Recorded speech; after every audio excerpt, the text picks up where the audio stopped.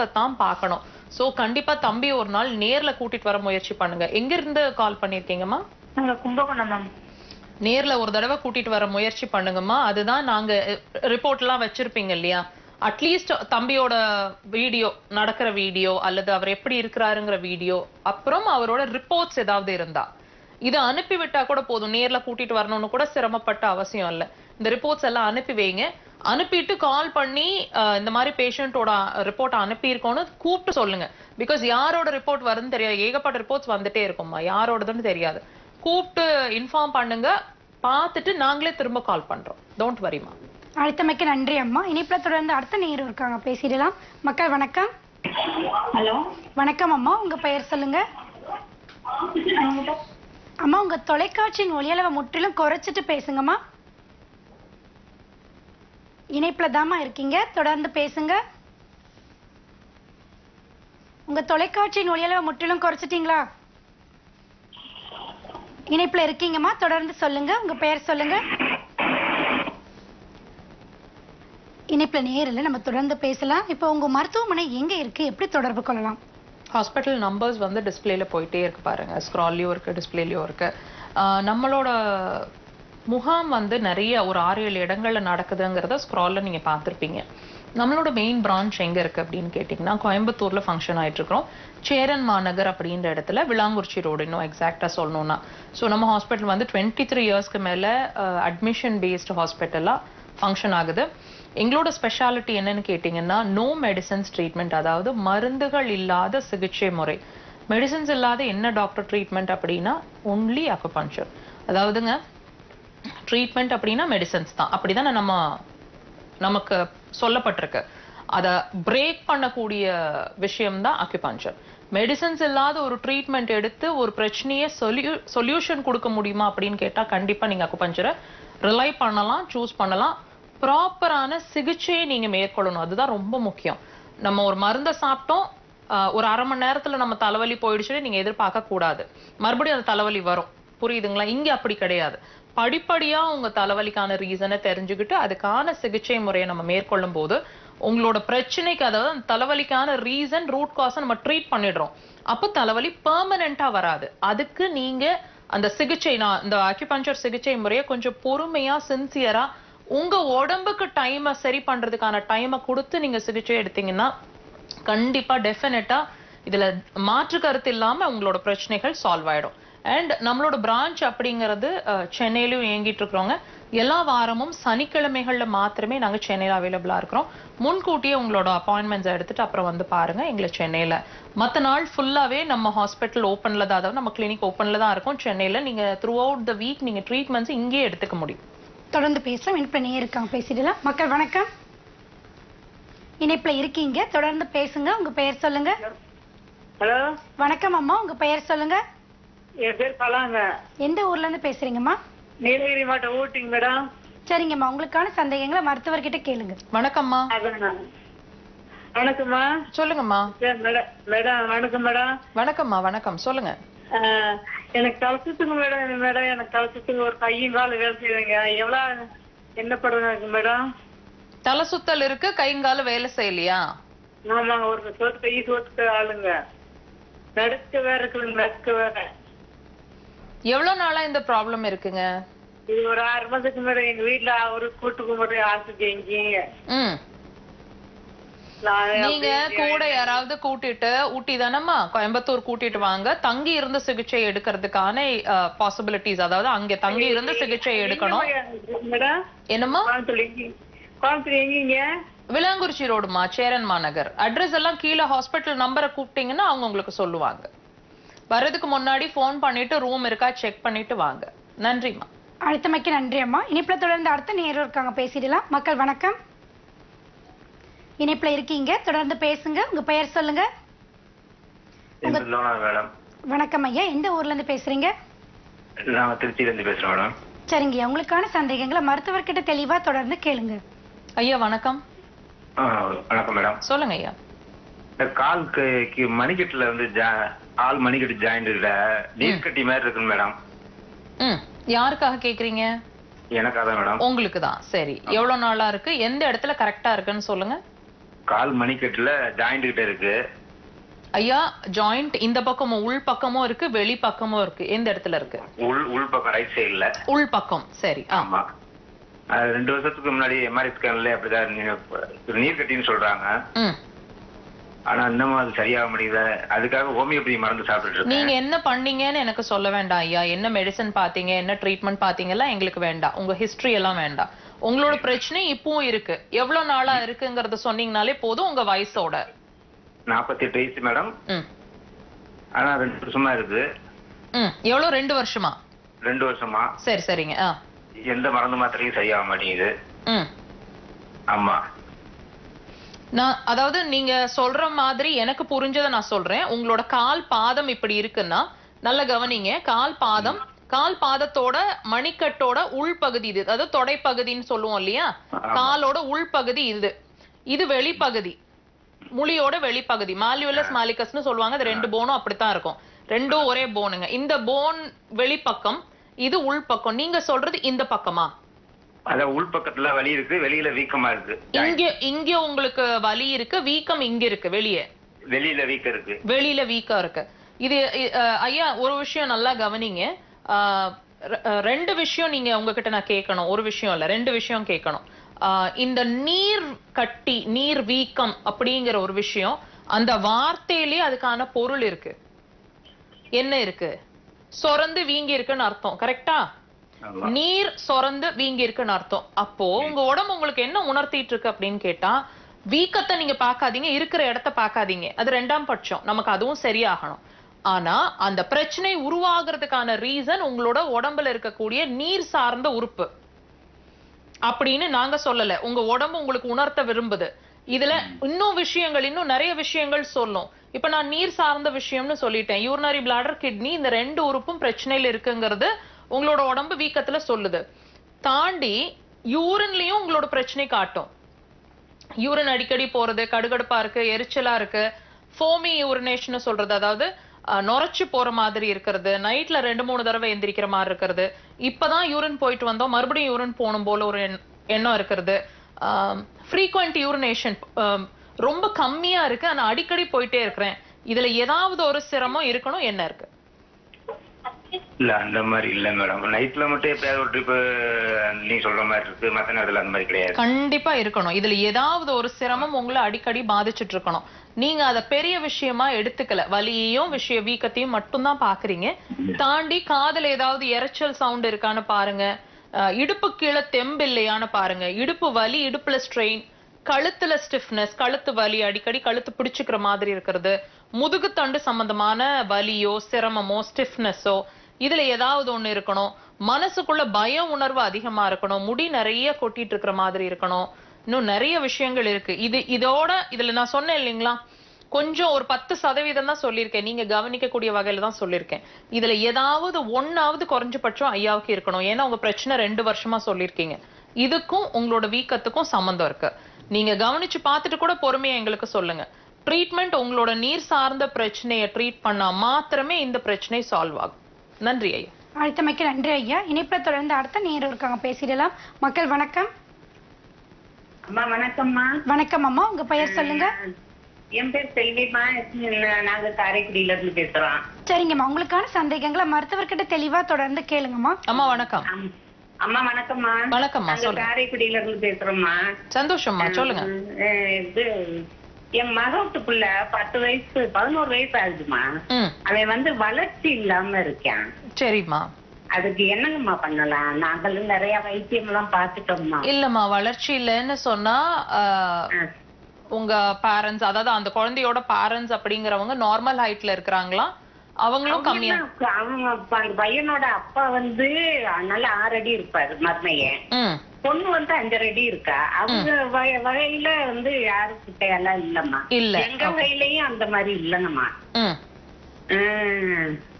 உள்ள வயிற்றுல 5 மாசமா இருக்கையிலே அங்க காமிச்சிருக்காங்க. அவங்க சென்னையில தான் இருக்காங்க. அவங்க ஆஸ்பத்திரியில காமிக்கையில அங்க விருகம்பாக்கத்துல காமிச்சிருக்காங்க. புள்ள ஸ்கேன் எடுக்கையில 5 மட்டையில எடுத்திருக்காங்க. அப்போ புள்ள கால் நீட்ட மாட்டேங்குது அப்படின்னு சொன்னாங்களாம். அதுக்கப்புறம் இங்க நல்ல நார்மலா நாங்க காரைக்குடிக்கு வந்துட்டோம். அங்க வந்தோடனே இங்க ஒரு ஆஸ்பத்திரியில காமிச்சு பிள்ளைலாம் நல்லா வளர்ச்சியா தான் இருக்கான் அப்படின்னு சொல்லிட்டு பிரசவம் நார்மலா தான் ஆணுச்சு. 3 கிலோவுக்கு இருந்தேன். நல்ல காலு கையெல்லாம் நீளமா தான் இருந்துச்சு. புள்ள ஸ்கூலுக்கு போயிருக்கேன். அங்க ஸ்கூல்ல சொன்னாங்களாம் டாக்டர் வந்து பிள்ளைங்களை செக் பண்ணி இருக்காங்க யூரோசிஸ்ல. அப்ப வந்து பையன் வளர மாட்டான் அப்படின்னு சொன்னாங்களாம். 2.5 வயசுல சொன்னாங்களாம். ஆனா இப்ப வந்து அவன் வந்து ஒரு 4 வயசு பையன் உயரம் தான் இருக்கான். இப்ப என்ன வயசாச்சுமா? இப்ப 11 வயசு ஆகுது அவனுக்கு. நீங்க ஒரு முறை கூட்டிட்டு வர முடியுதான்னு பாருங்க. சென்னையில தானே இருக்காங்க அவங்க? ஆமா, சென்னையில தான் இருக்காங்க. நெக்ஸ்ட் வீக் சனிக்கிழமை நான் இங்க இருப்பேன்மா.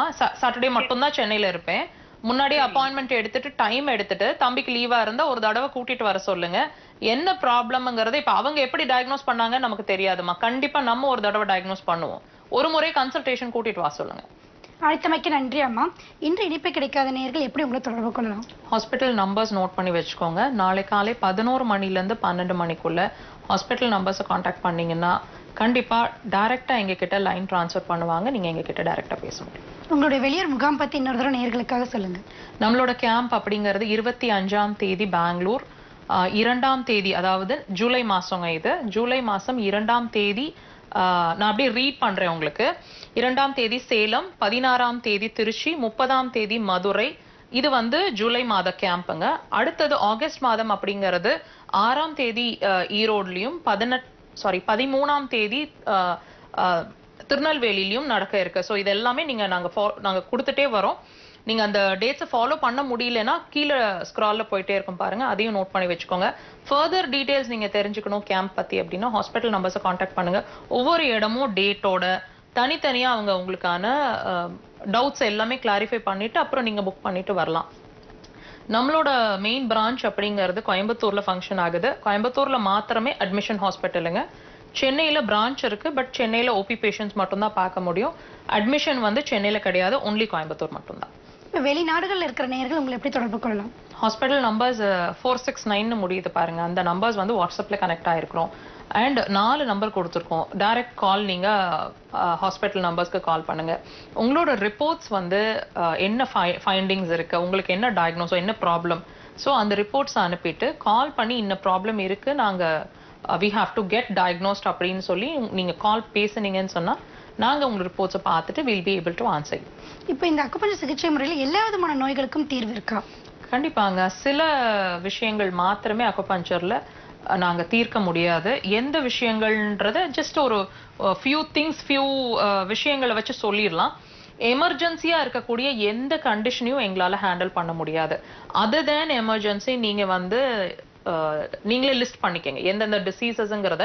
நான் இதை வந்து பண்ண முடியாது செய்ய முடியாதுன்ற விஷயங்களை நாங்க சொல்லிடுறோம். ஹென்ஸ்ஃபோர்த் நீங்களே டிசைட் பண்ணிக்கலாம்.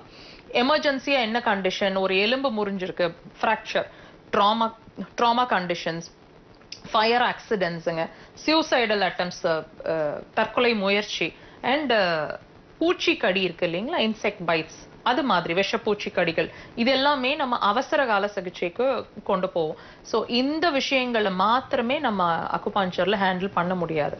இதை தாண்டி சுகர் ப்ராப்ளம் ஆகட்டும், கிட்னி ஃபங்க்ஷன் ஆகட்டும், நீங்க என்னென்ன டவுட்ஸ், கேன்சர் செகண்ட் ஸ்டேஜ் வரைக்குமே நாங்க ஹேண்டில் பண்றோம். ஸோ இது எல்லாத்தையுமே அக்குபஞ்சர் ஹேண்டில் பண்ண முடியும்.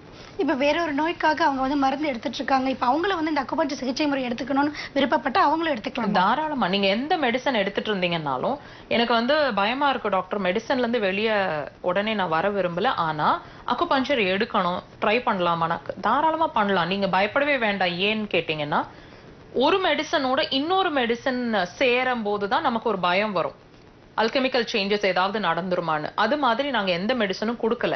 அதனால நீங்க அக்குபஞ்சரை வந்து தாராளமா எந்த மெடிசனோடவும், ஈவன் நீங்க டயாலிசிஸ் பண்ணிட்டு இருந்தீங்க அப்படின்னா கூட தாராளமா நம்ம ட்ரீட்மெண்ட்டோட சேர்த்து நீங்க எடுக்கலாம். சைடு எஃபெக்ட்ஸ் எதுவுமே இருக்காதுங்க. ஆனா ஒரு விஷயம், உங்களோட மெடிசன்ஸுக்கான தேவையே இல்லாம பண்ணிடுவோம். ப்ரெஷருக்கு மெடிசன் எடுத்துட்டு இருந்தீங்கன்னா உங்க ப்ரெஷர் வந்து படிப்படியா நார்மல் ஆயிடும். அப்போ உங்க மெடிசன் அங்க தேவையில்லை. படிப்படியா உங்க மெடிசன்ல இருந்து நாங்க வந்து எந்த மெடிசனையும் நிறுத்திட்டு தான் நீங்க ட்ரீட்மெண்ட் வரணும்னு சொல்ல போறது இல்ல. ட்ரீட்மெண்ட் ஸ்டார்ட் பண்ணதுக்கு அப்புறம் உங்க மெடிசனை நிறுத்துங்கன்னு சொல்றதுக்கு எங்களுக்கு எந்த அத்தாரிட்டியும் கிடையாது. அந்த மெடிசனை நாங்க கொடுக்கல. ஆனா அந்த மெடிசனுக்கு தேவை, உங்க உடம்புக்கு ஆரோக்கியம், எதுக்கு அந்த மெடிசன் எடுக்கிறீங்களோ அதை நாங்க ட்ரீட் பண்ணிடுவோம். ஸோ உங்க மருத்துவர் அணுகிய அந்த மெடிசன்ஸ்ல இருந்து படிப்படியா நீங்க வெளியே வந்து ஒரு ஆரோக்கியமான லைஃபை லீட் பண்ணலாம். இந்த மெடிசன்ஸ்னால வரக்கூடிய வந்திருக்கக்கூடிய அல்லது வரக்கூடிய சைடு எஃபெக்ட்ஸ்ல இருந்தும் நம்ம பாதுகாத்துக்க முடியும். அண்ட் இன்னொரு விஷயம், ஒரு விஷயத்துக்கு ஆப்ரேஷன் உங்களுக்கு சஜஸ்ட் பண்ணிருக்காங்க அப்படின்னு சொன்னா அந்த ஆப்ரேஷன் இல்லாம நம்ம அக்குபஞ்சர் ட்ரீட்மெண்ட் ஒர்க் பண்ணுமா? எஸ். நீங்க அந்த ஆப்ரேஷனை கொஞ்சம் தள்ளி வச்சுட்டு ஒரு ட்ரையல் கொடுத்து பாருங்க அக்குபஞ்சருக்கு, உங்களுக்கே ஒரு கிளாரிட்டி வரும், இனி நம்ம ஆப்ரேஷனுக்கு போக வேண்டாம்னு. ட்ரை பண்ணி பாருங்க. உங்களோட வெளியூர் முகாம் பத்தி சொல்லுங்க. வெளியூர் முகாம் வந்து நான் ரீட் அவுட் பண்றேன் பாருங்க. 25ஆம் தேதி பெங்களூர், 2ஆம் தேதி சேலம், 16ஆம் தேதி திருச்சி, 30ஆம் தேதி மதுரை. இது ஜூன் அண்ட் ஜூலை மாசத்தோட கேம்புங்க. ஃபர்தரா ஆகஸ்ட் மாசம் அப்படிங்கிறது 6ஆம் தேதி ஈரோடும் 13ஆம் தேதி திருநெல்வேலியிலும் நடக்க இருக்கு. ஸோ டேட்ஸை குறிச்சு வச்சுக்கோங்க. ஃபர்தர் டீடைல்ஸ்க்கு ஹாஸ்பிட்டல் நம்பர்ஸை காண்டாக்ட் பண்ணுங்க. இவ்வளவு நேரம் அக்குபஞ்சர் சிகிச்சை முறையை பற்றி எல்லோருக்கும் புரியும் வகையில் தெளிவாகவும் விளக்கமாகவும் எடுத்து சொன்னதற்கு மிக்க நன்றி. தேங்க்யூ. மருத்துவ நேரம் நிகழ்ச்சி இத்துடன் முடிவடைகிறது. இந்நிகழ்ச்சி உங்களுக்கு மிகவும் பயனுள்ள வகையில் அமைந்திருக்கும் என்று நம்புகிறோம். மீண்டும் இது போன்ற ஒரு அருமையான நிகழ்ச்சியில் உங்களை சந்திக்கும் வரை உங்களிடமிருந்து விடைபெறுவது சரண்யா. நன்றி, வணக்கம்.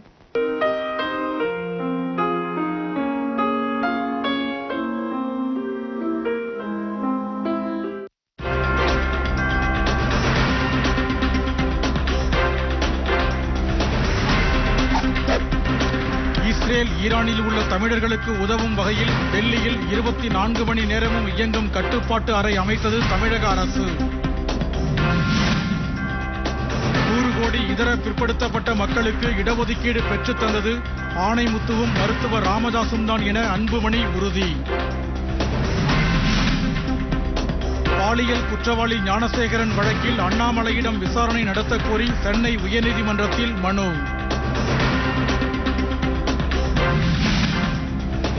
ஈரானுக்கு ஆதரவு தெரிவித்ததால் லெபனான் நாட்டின் ஹிஸ்புல்லா நிலைகள் மீது இஸ்ரேல் ஏவுகணை தாக்குதல்.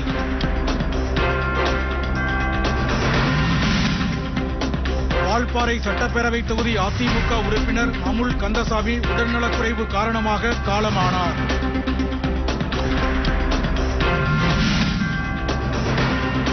சென்னை கிளாம்பாக்கம் தொடர்வண்டி நிலையம் ஜூலை மாதத்துக்குள் மக்கள் பயன்பாட்டுக்கு வரும் என தகவல்.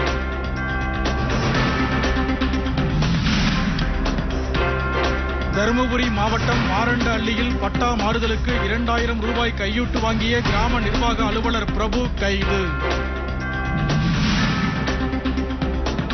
உலக இசை நாளையொட்டி தஞ்சையில் நடைபெற்ற கிராமிய இசை சங்கமம் நிகழ்ச்சியை ஏராளமானோர் கண்டுகளித்து உற்சாகம்.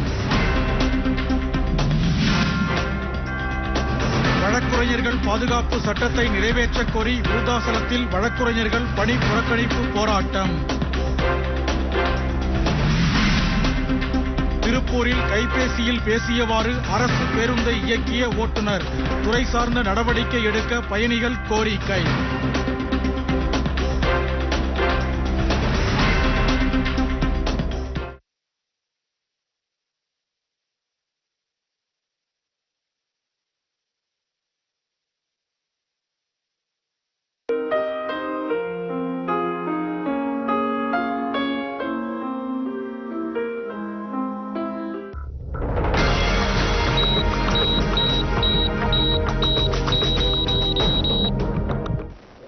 மக்கள் தொலைக்காட்சி நேயர்களுக்கு வணக்கம். இது மருத்துவ நேரம். இன்றைய மருத்துவ நேர நிகழ்ச்சியில் சைனஸ், ஆஸ்துமா, சர்க்கரை வியாதி மற்றும் பெண்கள் சம்பந்தப்பட்ட பிரச்சனைகளுக்கு தீர்வளிக்கிறார் RS வேலுமணி சித்த ஆயுர்வேத மருத்துவமனையின் சித்த மருத்துவர் ஆனந்தி பிரபா வேலுமணி அவர்கள். வணக்கம். வணக்கம். எப்படி இருக்கீங்க? நல்லா இருக்கும். இன்னைக்கு சர்க்கரை வியாதி பத்தி முதல்ல பாத்திரலாம். அதுக்கு முன்னாடி நேயர் இணைப்புல இருக்காங்க, பேசிடலாம். மக்கள் வணக்கம். உங்க பெயர் சொல்லுங்க. எங்க இருந்து பேசுறீங்க? மருத்துவர் இருக்காங்க, உங்களுக்கான சந்தேகங்களை கேளுங்கம்மா. அம்மா வணக்கம், உங்களோட சந்தேகங்களை கேளுங்கம்மா. வணக்கம், சொல்லுங்கம்மா, உங்களோட சந்தேகங்களை கேளுங்க. சரி. தலை வெடிக்கிறது, லைட் ஆஃப் பண்ணுங்க, பேசாதீங்க. எங்க ட்ரீட்மெண்ட்ல பார்த்தாச்சு, எதுவுமே செட் ஆகல, மெடிசனும் எடுத்தாச்சு, செட் பண்ண முடியல. 10 வருஷமா தலைவலி, 10 வருடமாவும் தூக்கமே இல்ல, தூங்குறதும் அவங்களுக்கு கஷ்டமா இருக்கு. ஆமாங்க மேடம். அவங்க என்ன வேலைமா பண்றாங்க? அவங்க பால் கறக்குது மேடம். சரி, மத்தபடி வேற எதுக்காவது வியாதிக்காவது மருந்து சாப்பிடுறாங்களா? வேற எதுக்கு? அதெல்லாம் ஒண்ணும் இல்ல. சரி, 10 வருடமா தலைவலி இருக்க, இதுக்காக எதுவும் மருத்துவம் எதுவும் பாத்தீங்களா? பக்கத்துல இருக்கிற மெடிசன் தான் மேடம், ஹாஸ்பிடல்ல. வேற எதுவுமே செக் பண்ணல? ஏன் 10 வருடமா தலைவலிக்குங்கிறதெல்லாம் செக் பண்ணல? ஸ்கேன்லாம் பண்ணாங்க. சரி தலைக்கு வந்து ரத்த ஓட்ட மூளை போகுது, நரம்பு அதிகமா இருக்கு. சரி சரி சரி சரி.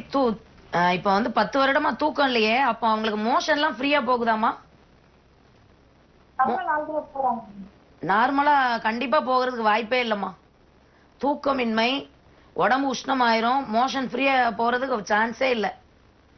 உடம்பு உஷ்ணம் இருக்கு மேடம். ஆமா, மோஷன் வந்து ஃப்ரீயா போறாரா? அதாவது சிரமம் இல்லாம இவங்க முக்கி போகாம காலையில எந்திரிச்சோன்னா போகுதா?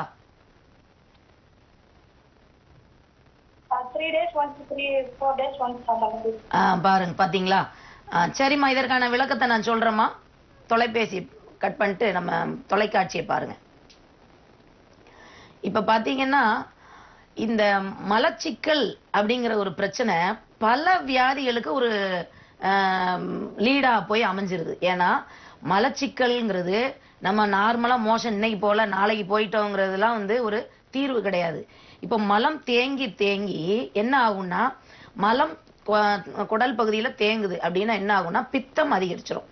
பித்தம் அதிகரிச்சா என்ன ஆகும்னா, வாதம் வந்து குறைஞ்சிரும். வாதம்ங்கிறது என்னது? நம்மளோட பிராணன்ல உள்ள ஆக்சிஜனோட அளவு குறைஞ்சிரும். அப்போ நம்மளோட மலப்பையில உள்ள கழிவுகளை புஷ் பண்ணி தள்ளுறதுக்கு தேவை என்னன்னா ஆக்சிஜன் தான், நம்மளோட பிராணன் தான். அப்போ இந்த வாதம், அதான் வாதம், இந்த வாதத்தினோட அளவு பித்தம் அதிகமாகும் போது குறைஞ்சிரும் ஆட்டோமேட்டிக்கா. இது யாருக்கெல்லாம் வரும்? தூக்கம் இல்லாதவங்களுக்கு வரும். தூக்கமே இன்மை, தூக்கம் இல்லாதவங்களுக்கு இந்த ஸ்ட்ரெஸ் அதிகமாகி எல்லாமே மூளையில சிக்னல்ல இருந்தா, டைஜஷனா இருக்கட்டும், எல்லா மண்டலத்துக்கும் சிக்னலை கொடுக்கறது பிரெயின்ல இருந்தா வருது. அப்போ அந்த பிரெயினை உஷ்ணமாகும் போது என்ன ஆகும்னா, சுரக்க வேண்டிய ஹார்மோன்கள் அப்படின்னா அதெல்லாம் சுரக்கிறதுக்கு கம்மியாயிரும், சுரக்க முடியாது.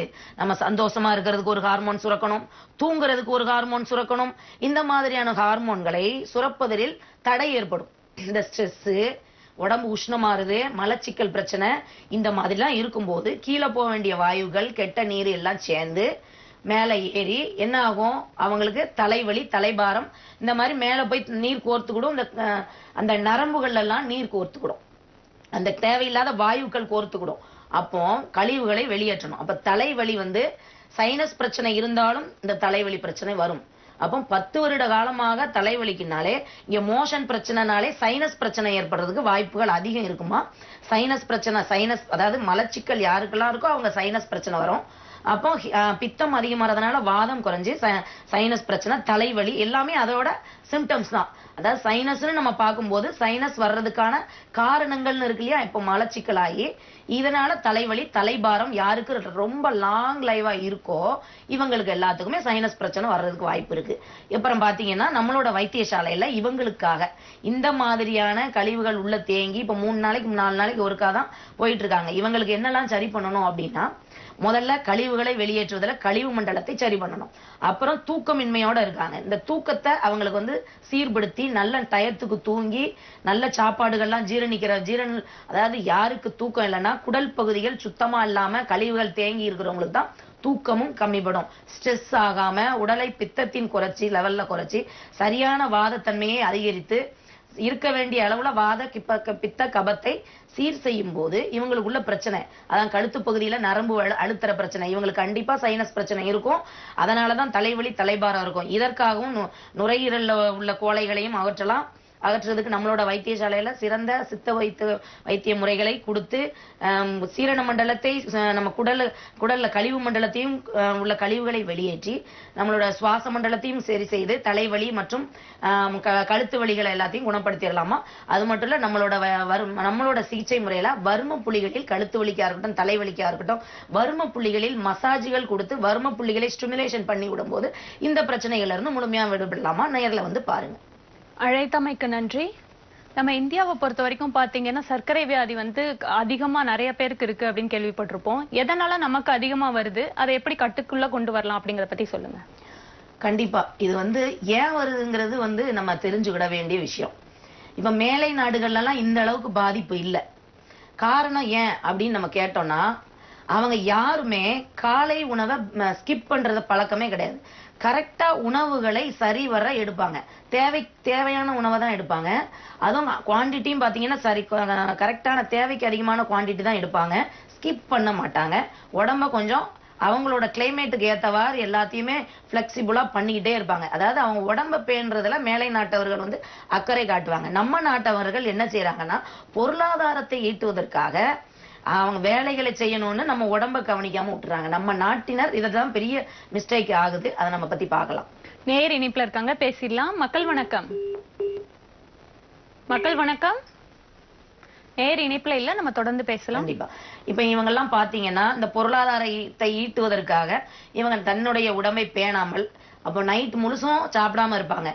அப்போ நைட் சாப்பிட்டுட்டு படுத்தவங்க காலையில அவங்க வந்து சாப்பிட்றத ஸ்கிப் பண்ணிடுவாங்க. ஏன்னா அடுத்தடுத்த தொழில் நிறைய பேரை நானே கேள்விப்பட்டிருக்கேன். நம்மளோட வைத்தியசாலைக்கு நிறைய பேர் வருவாங்க பாதிக்க விட்டவங்க.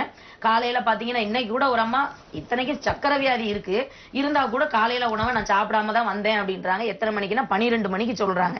அப்போ இந்த மாதிரி ஒரு இடத்துக்கு போகணும்னா அப்போ ஏர்லியரா கிளம்பி பங்க்சுவாலிட்டியா கடைபிடிச்சுக்கிட்டு நம்மளோட எந்த ஒரு பணியும் சேதப்படுத்தாத வகையில நம்மளோட உணவை எடுக்காம வீட்டை விட்டு வரக்கூடாதுங்கிறத நம்ம வந்து அதை ஒரு எடுத்துக்கிடும். நம்ம செய்ய வேண்டிய காரியங்களில் நம்மளோட அன்றாட பழக்கத்துல கொண்டு வரணும். நம்ம இப்போ ஒரு இடத்துக்கு போறோம் அப்படின்னா நம்மளோட வேலைகள் எல்லாம் முடிச்சிட்டோமா, அப்போ அதுக்கு முன்னாடியே ப்ரிவென்ஷனா எல்லாத்தையும் பண்ணி முடிச்சுட்டு அதுக்கப்புறம் கிளம்புற பழக்கத்தை வச்சுக்கிடணும். அப்போ என்ன பண்றாங்க இவங்க, காலை உணவை ஸ்கிப் பண்றவங்க மேக்சிமம் பாருங்க. சக்கரை வியாதி யாருக்கெல்லாம் வருதுன்னா காலை உணவை ஸ்கிப் பண்ணி தவிர்க்கிறவங்களுக்கு தான் இந்த சக்கரை வியாதி மோஸ்ட் ஆஃப் தம் நம்மளோட நாட்டுல உள்ளவங்களுக்கு வருது. அப்ப இவங்க என்ன நினைச்சுக்கிட்டு இருப்பாங்க, காலையில சுரக்க வேண்டிய அமிலம் எல்லாம் உள்ள நம்ம வயிற்றுக்குள்ள சுரந்து ஃபுட்டை டைஜஸ்ட் பண்றதுக்குன்னு இருக்கும். அப்போ அந்த அமிலங்களுக்கெல்லாம் வேலை இல்லாம நம்ம அந்த அமிலங்கள்லாம் உள்ளுக்குள்ள வேற வேலையை செஞ்சு அது உள்ள குடலை டேமேஜ் பண்ணி நம்ம ரத்தத்துல நம்ம கணையத்துல இருந்து சுரக்கிற இன்சுலினும் சுரக்கு, ஆனா அதை வந்து டைஜஸ்ட் பண்றதுக்கு ஃபுட் இல்லை. அப்போ இதெல்லாம் சேர்ந்து இவங்களுக்கு சர்க்கரை வர்றதுக்கு அதிக வாய்ப்பு இருக்கு. இப்ப பாத்தீங்கன்னா சிலர் வந்து அதிகமா தூங்காம இருக்கிறவங்க, ஸ்ட்ரெஸ்ல அதிகமா ஆட்கொண்டு இருக்கிறவங்க எல்லாம் சர்க்கரை வியாதி வர்றதுக்கு வாய்ப்பு இருக்கு. எப்படி தூங்காம இருந்தால் ஸ்ட்ரெஸ்ஸோட இருக்கிறவங்க மேக்சிமம் பேருக்கு சக்கரை வியாதி வர்றதுக்கு வாய்ப்பு இருக்கு. அப்போ எல்லாமே லிவர் ஃபங்க்ஷன், கணையத்தோட வேலை இதெல்லாம் பாதிக்கப்பட்டுருது. செரிமான மண்டலமும் பாதிக்கப்பட்டுருது. அப்போ மலம் இறுகிறது, பித்தம் அதிகம் ஆகும்போது நிறைய ஆளுக்கு எப்படின்னா, அதாவது கழிவு உள்ள தேக்கம் அதிக நாள் தேங்கிக்கிட்டே இருக்குன்னா அவங்களுக்கும் சக்கரை வியாதி வர்றதுக்கு வாய்ப்பு இருக்கு. இப்ப சிலர்லாம் இருக்காங்க அதிகமா தூங்க மாட்டாங்க. பாத்தீங்கன்னா கழுத்து பகுதியில கருமை நிறமா இருக்கும், பாத்தீங்கன்னா நெற்றி பகுதியில பிக்மெண்டேஷன் மாதிரி வரும். இப்ப இவங்கெல்லாம் இந்த தோல் வியாதிக்குன்னு போய் பார்த்துக்கிட்டு இருப்பாங்க. இந்த மாதிரி சிம்டம்ஸ், அதாவது இந்த மாதிரி கருப்பாக்க சிலருக்கு எல்லாமே நல்லா இருக்கும், கழுத்து பகுதியில ஹார்மோன் பிரச்சனையாலையும் வரும், இந்த மாதிரி சர்க்கரை வியாதிக்காரங்களுக்கும் இந்த மாதிரி பிரச்சனை வரும். அப்போ இவங்கெல்லாம் இதெல்லாம் கண்டுபிடிச்சு சர்க்கரை வியாதி இருக்காங்கிறத செக் பண்ணி தெரிஞ்சுக்கணும். நேர் இணைப்புல இருக்காங்க, பேசிடலாம். மக்கள் வணக்கம். மக்கள் வணக்கம். உங்க பெயர் சொல்லுங்க. எங்க இருந்து பேசுறீங்க? மருத்துவர் இருக்காங்க, உங்களுக்கான சந்தேகங்களை கேளுங்க ஐயா. கொஞ்சம் சத்தமா பேசுங்க ஐயா. ஐயா வணக்கம். ஐயா வணக்கம், உங்களோட பிரச்சனைகளை சொல்லுங்க ஐயா. சொல்லுங்க ஐயா. பிபி சுகர் இருக்கு. சரி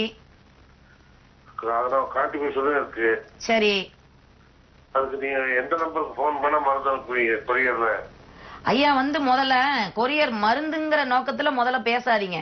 நீங்க என்னைக்குமே ஒரு மருத்துவங்கிறது முதல்ல ஒரு மனிதனை பார்க்கணும். உங்களோட உடம்பை சோதிக்கணும், உங்களோட ஹிஸ்டரியை கேட்டு தெரிஞ்சுக்கிடணும். நீங்க முதல் தடவை நம்மளோட வைத்தியசாலைக்கு வந்துருங்க ஐயா. உங்களோட உடம்பு என்ன வகையான உடம்புங்கிறத முதல்ல சோதிக்கணும். இந்த பிபி சுகர் எல்லாம் கட்டுப்பாட்டுக்குள்ள வைத்துக் கொள்வது ரொம்ப எளிமை. நம்மளோட உணவு கட்டுப்பாட்டுல சின்ன சின்ன சித்த மருந்துகள் கொடுக்கும் போதே நமக்கு வந்து உடல்ல வந்து மாற்றங்கள் ஏற்பட்டுரும். சர்க்கரை பிபி எல்லாத்தையும் கட்டுக்குள் வச்சுக்கலாம். நீங்க அதுக்கு என்ன செய்யணும்னா நம்மளோட வைத்தியசாலைக்கு நேரில் வந்து பாருங்க ஐயா.